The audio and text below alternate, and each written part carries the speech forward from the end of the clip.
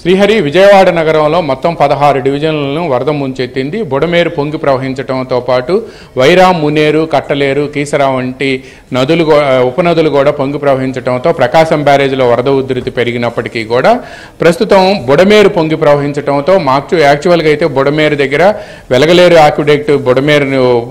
యాక్విడక్ట్ నుంచి వస్తుంది. డిజైన్ కెపాసిటీకి మించి ప్రవహించడంతో విజయవాడలో 16 డివిజన్లు మునిగాయి. దాదాపుగా 1,20,000 కుటుంబాలకు సంబంధించిన 2,60,000 మంది తీవ్ర ఇబ్బందులు పడ్డారు.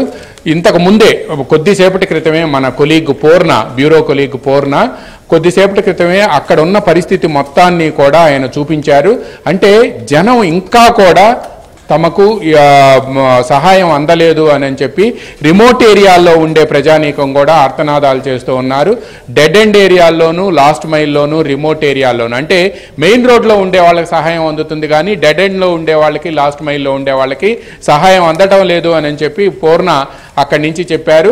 అదేవిధంగా లంక గ్రామాల్లో పరిస్థితి అయితే మాత్రం మరింత దయనీయంగా ఉంది. ఇటు గుంటూరు, కృష్ణా జిల్లాల వైపు కానీ, లేకపోతే అటు బాపట్ల, గుంటూరు జిల్లాలు, ఇటు కృష్ణా అండ్ ఎన్టీఆర్ జిల్లాల్లో పలు నదీ తీర గ్రామాల్లో కూడా ఇంకా నీట మునిగి ఉన్నాయి.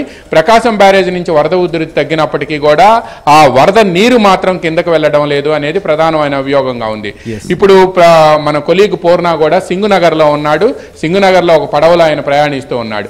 అయితే ఈ పరిస్థితి అంతా కూడా మనం పరిశీలిస్తే మాత్రం ప్రభుత్వం ఇంకా సహాయక చర్యలు మాత్రం వేగవంతం చేయాల్సిన అవసరం ఉంది అనేది కూడా మనకి స్పష్టంగా అర్థమవుతుంది. అయితే అక్కడ ప్రభుత్వం ఈ సహాయక చర్యలను ముమ్మరం చేయాలి అని అంటే విఐపి మూవ్మెంట్ మాత్రం